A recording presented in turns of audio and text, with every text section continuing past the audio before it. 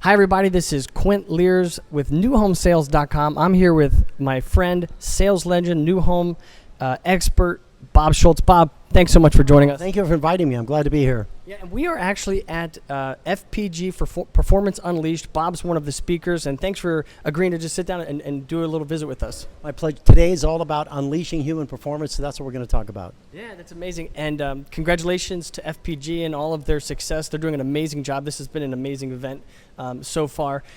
Bob's had a huge impact on my early sales career. His book, The Official Guide for New Home Salespeople. If you don't have this needs to be part of your library. This needs to be part of your book. You need to study this book. Bob, tell me about when was this book written? What was? I just want to back up and talk a little bit about that. Well, I wrote the book in the late 1980s because I was doing training and coaching, and what I realized was that training and coaching is not an event. It's not something you do once in a while. It's something you do all the time. So I started putting my thoughts down in writing way before word processing, back in the days when you used to put it in a typewriter and then all that. Yeah. And I put together in the form of a congruent series of concepts and strategies, but most importantly, an understanding that sales process has a beginning, a middle, and an end. And my major thing that comes out of the book, I think so many people have told me, including you, is you got to know what you're talking about. If you don't know what you're talking about in sales, you can have the greatest personality, the greatest gift of gab, and all this stuff. At the end of the day, you're not going to make many sales. You know, when I read this book, it was a big encouragement for me for two reasons. The first was I graduated from New Mexico State University with a communications degree, communication studies. And every time I went to school, they said, whenever I talked to the engineers, said, "What do you do?" I'm communication studies. What are you going to do with that degree? What are you going to do with that degree? What are you going to do with that degree? And I opened up your book, and it said, we are actually communication experts. Right. First and foremost, we're professional communicators. In sales, that's what we do. We communicate with our words, both spoken and written, and with our body language. I mean, it's pretty fundamental. Yeah. And I remember when you told me that, I met you one time at a NAHB convention, and you shared that with me, and I said, absolutely, you understand all the technical stuff about communications. Now you just put it to work. Yeah, that was a big encouragement getting into it, but you're not always encouraging. I mean, and what I mean by that, I'm going to toss your book here. What I mean by that is you actually, in my book, when I read it, I realized I was unconsciously incompetent. That was very uncomfortable. Talk to me about that. Well, unconsciously incompetent comes from, there's an old Chinese study that talks about people go through levels of conscious or unconscious awareness. And consciously incompetent, that CI, consciously incompetent, means somebody knows they don't know. For example, if I were to want to fly an airplane today, I don't know how to do it. So the best thing to do is go to a flight instructor and say, I don't know how to fly. I acknowledge that. Would you teach me? It's been said when the student is ready, the teacher appears. But unconsciously incompetent means we don't know what we're doing, but we don't know that we don't know what we're doing. And particularly in sales or in golf, we can liken it to golf. You know, if you play golf, anybody that plays golf knows this.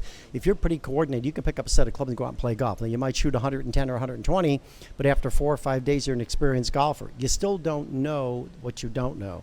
And in selling, it's too easy to get into selling. People have a personality. They have a gift of gab. They love people.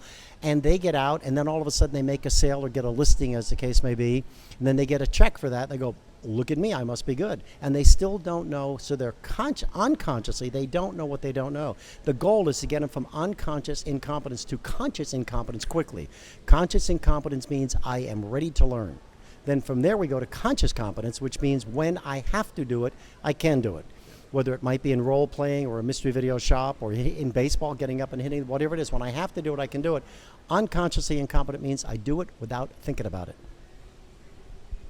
One thing I appreciate about Bob and as an author, a coach, and a trainer is that you tell it how it is. You don't necessarily tell people what they want to hear. You tell them what they need to hear, but that's not always comfortable, is it? No, it's not. Well, it's not comfortable to hear it. Like, people with their kids, they want to tell their kids, you're terrific and you're great, and we all love our kids and we want to say those kind of things. But people grow up, if you grow up hearing all that, you believe that whatever you do is going to be just okay. And whether you play, sports or in a band or in an orchestra, whatever, if you have to learn a skill, there are going to be times when you're not doing it right, and the great coaches will tell you you're not doing it. It's called observe, critique, and coach. If they don't do that, they're not a great coach. Telling people what they want to hear is enabling. It's just like it's enabling people. If it was said Vince Lombardi, that one of the greatest football coaches of all time, the players that played for him said he was the coach we loved to hate. We hated practice.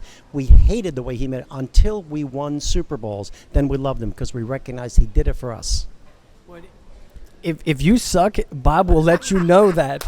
Okay, but the other thing I know about Bob is that No, we do a mystery video shop. You see it for yourself. Oh, even worse. But you care too, so you don't leave them there. You care enough to tell them, and then you also are competent enough to bring them.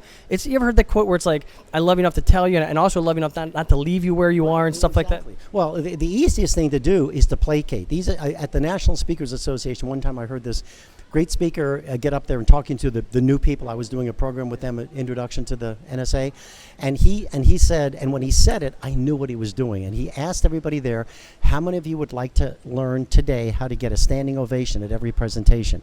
And when he said it, I just knew where he was going with it, and almost every hand raised up. And he said, that's easy. Pander to your audience. Tell them what they want to hear, make them feel really, really good, and they'll applaud you. But if you want to make a change, it's not about applause. It's about making change that matters. Then we all applaud each other.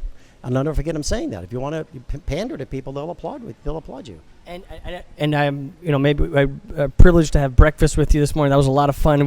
It's like a mastermind. We just start going. The fireworks are going. I'm taking notes. It was amazing. As did I. Yeah. And I don't know if you feel comfortable sharing with us. You had a little bit of health issue. Yes, I did. And I want to talk about what the doctor did. I want to use that as an application. What I told you about. Yeah, the doctor, he didn't mess around. He didn't. So tell me about that. Well, what happened was I had, like many people, by the way, if you're somebody who has acid reflux frequently or you're taking Tums or things like that, you might want to get it checked, because I had acid reflux over the years and I was taking medication for it, and I was getting checked every once in a while, and the doctor told me, you're doing fine, you don't have to come back for 3 years. And the 3 years happened to be December of 2014, and I went back for my endoscopy, and they found that I had the beginning of cancer of the esophagus. Now, the good news is it was the beginning of it. The good news is we caught it early, and the good news is I had fantastic medical care. So for a period of time, I had to go through radiation and chemotherapy in order to then have surgery, and I had it at the Moffitt Cancer Center. And the doctor referring to it, I told him his name is Jacques Fontaine, such an extraordinarily talented and trained individual. He taught at Harvard. I mean, this guy was big time. So when we went to him for the first meeting, he looked at all the charts and he said, well, Mr. Schultz, here's what you have. Here's what we're going to do. And he had a little diagram, a little drawing. He said, we're going to open you up, and we're going to take the part of the esophagus that has the cancer, and we're going to take it out. We're going to take your stomach and pull it up and make it into a tube. We're going to attach it. I'm listening to him. I go, this sounds pretty cool. I'd like to watch this. And he gets all through with it. He says, now these could be the side effects. And they said, do you have any questions? I said, yes. When can we do this? Like, can we do it today? He said, no, it takes about 6 weeks because you have to cool down from the radiation. So over the 6 weeks, we had to go to him several times for pre-operation checks. So on the first visit, he said, no, Mr. Schultz, you look like you're in pretty good shape, a little overweight, but that's okay. He said, but the better shape you're in the day of surgery, the less time it'll take, the quicker you'll heal. He said, so what I'd like you to do is promise me that you will walk a minimum of 30 minutes a day, 3 days a week. That will help you. So I said I would. So when we went back a couple of weeks later, he asked me if I was doing that. I said, well, I'm not exactly doing the 30. I said, but I'm working on it. And he looked at me and he said, well, Mr. Schultz, what I want you to do is I'd like you now, since we're getting closer to the surgery and you kind of lost a little time, I would like you to promise me you'll walk 30 minutes a day, 5 days a week. And I want you to do it as if your life depended upon it. And then he changed his whole demeanor. He said, because it does. I looked at him and said, you should be a motivational speaker. See, I got it. When he told me that, I got it. He was not telling me what I wanted to hear. He told me what I needed to hear, and I got it. And then when I went back for the last post-op or pre-op checkup, he asked me what I was doing. I said, well, you'll be pleased to know I've been doing 7 days a week, and I've been doing an hour to an hour and a half on the treadmill. He said, wow, I'm glad that you are helping me to help you. That's an amazing story, and I know that you do that with salespeople. You've done it with me. I mean, I read your book. I was like, I am incompetent in these areas, and then you've given me the tools in a lot of areas to succeed. And speaking of doctors, okay, you have a family member, and it's a big deal. Tell me about Connor, right? And Double Lane. Yes, we were yesterday, Friday, Saturday, and Sunday. We were over in in New Orleans at Tulane Medical School. And our nephew, my wife's brother's son, who actually, we spoke about him a long time ago, he played in the Little League World Series, a really great athlete, but he was accepted to Tulane Medical School early admission because he went to Tulane and he was one of the top students. And so we went there and they had an orientation for the parents and family, and the professors spoke and the dean of admissions spoke, and they talked about, wow, this is really great, 741 applications. We took in 192, less than 0.2%. And he talked about the screening process they have to go through. And he talked about it's going to be very difficult and tedious over time, over these 4 years. And the first year is the most difficult. And if anybody has told you it's not, it is. This is not college anymore. This is big time. They will be getting information thrown at them at such a fast pace, they won't know what to do with it. That's okay. We want them to be surprised. We want them to be aware that this is a serious business they're going into. This is a serious profession. And then they told interesting stories about how they see the students there start seeing patients in their first year. And he said, good for the student, not good for the patient. But that's okay, because we're always there guiding and coaching them. So what we learned from that is that the medical profession, which is centuries old, takes what they do very seriously, because if you screw up, matter of fact, the joke was, I said to one of the professors, I met him later on, I said I talk about role playing for salespeople, and we say, in role playing in front of a customer, you make a mistake in front of a customer, could cost a sale. Role playing in front of your peers, you can fix it. And I said, that's why in medical school, I presume you give them cadavers to work on, because they're going to mess up, and what's the worst that can happen? And he laughed. He said, that's pretty much it. They got to make mistakes, but not when it counts. I love that. And then Tulane. So tell me about the Tulane. Why was well, Tulane is it was a public school. I think at first it's actually one of the oldest medical schools in the country. My research, and it's a big maritime law school. But I jokingly said when Connor got accepted there for undergrad 4 years ago, I said, do you know how it got the name Tulane? Because I didn't know. And he said, no. I said, well, back in the day when they built it, the turn of the century, there were 3 little schools over there, and some of them were poor schools. They had one little road leading up to it. But this school had a little bit more money, so they had road going up and road going back. So people would say, I'm going up to that Tulane school. And he looked it up on his Google. He looked and says, oh, no, that's not true. It was funded by some man named Tulane, I think in the mid 1900s, and it became then the private institution that it is now. But it's a very extraordinarily fine. As a matter of fact, Dr. Michael DeBakey went to medical school. They graduated in 1932 because they have a DeBakey scholarship program over there that we learned about. Well, big congratulations to Connor, and I know he's going to have a great career, and that's amazing. And it's a big accomplishment, and we need great doctors. And by the way, they all know, starting today, that they know nothing about medicine. They know going into it they're consciously incompetent. Consciously incompetent. Now, this is something interesting. Talking about lanes. You ever seen those homes that I'm gonna see if I could teach Bob something. He's the legend, okay? So you have those driveways that come up, and they're circular driveways. Mm-hmm. Do you know what the purpose behind that? I do not. The purpose was you would drive up. This is from when you were selling the home. You would drive up like this. You would look at the price and then just keep going. Just keep going. Drive fast. That's like people walking out, want to get a brochure and take a look at your model. They look at the price, they divide by the square feet, they come up with a number, and it's always too high, and they split, right? Yes. But there's a correlation between new home sales and a doctor. And I tell you what I think it is that there's a right side of the brain and the left side of the brain. And the left is our facts and figures, but the right is the creative side. Yes. And I know that you're good at that because you have all the facts and the figures, and there's a lot of stuff saying, oh, you don't need these scripts, you don't need that. But we do need that. We also just need to be creative. It's not one or the other, it's the both of it, right? Well, as a matter of fact, thinking back, I think it was on Saturday at the orientation, they talked about of the 192 students, there was 193. One got a deferment for a year because she was just recently crowned Miss Louisiana. So for a year, she has to be Miss Louisiana, so she'll start medical school next year. But they talked about of the 192 students, what their majors were, and about 30 to 40% of them, their majors were not science. Their majors were in the arts and they talked about, we want well-rounded students. We want students that can come here and learn the science of medicine. They have to be able to practice the art of medicine. They actually do role-playing. They talk to us about how they will have in their first year, these are people that are hired. They're actually actors that are hired to pretend to be patients, and they will present illnesses or they'll present with things. They said because we need doctors that can communicate with people, that can understand, they can have empathy, that can take the knowledge they have and explain to the patient why we're doing this. So that holds true, I think, in any profession where you have to have interactive engagements with people.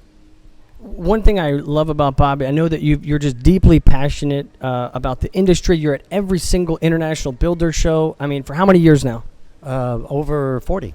Over 40 years. And you just went through a massive cancer, and your question is, how do I get back out there? But the good news is I'm cancer-free. Yeah. At the end of Awesome, man. The doctor, he got all the cancer, you're cancer-free. So that's a great news. And for anybody that's suffering from cancer, you'll get through it. Get through it. But my question is this. What gets you up in the morning? Because you don't have to do it. You could have said, you know what, I can't. I'm gonna tone things back. But instead, you said, what do I need to do so I can get back on the front lines? Why push yourself so hard? What is that driving force? Because you don't need to. I mean, you could retire, or you could relax and go stay in the Florida sunlight and relax. But what gets you going? What is your passion, and what's your why? I've always looked at business. I've always looked at selling. I've always looked at it as a sport or a game. It's not. It's the hunt. It's the pursuit of excellence. It's the pursuit of the sale. It's going from point A to point B and winding up at the end with a sale. And I just have a passion for helping builders. And I think builders are the biggest risk takers on the planet. When you think of businesses that have the highest percentage of difficulty in succeeding over time, along with the restaurant industry and the airline industry, the building industry, builders have to make decisions today about buying land. As a matter of fact, I was just over with one of my clients in Mississippi the other day, had to make a decision about buying some land. Well, that land won't be ready to build on for a while. He has no idea what the market will be like. Builders are risk takers. They're huge risk takers. And when they hire salespeople or they hire consultants, I have a passion that says, if we are not doing the best job we can for them to help them minimize their risk, we should get out of this business. And I think a lot of people don't understand that when in working for a builder, if we're not helping them increase sales revenue and reduce unnecessary costs on a constant daily basis, we're not really doing a service to them. And we need them, because without the builders, what would we have? And so I have a passion for helping the builders and helping the salespeople that want to get it. Sales managers that recognize it's not the sale I made today that matters, it's the ones I need to make in the future that I have to work on. So I just have a passion for that. Excellent. Ranked top 50 most influential people in the home building industry, legend of 2012, was it? Yeah, right around then. Around 2012. Big congratulations to your success and all that. Thank you. Thank you so much. Thanks for this opportunity to meet with you.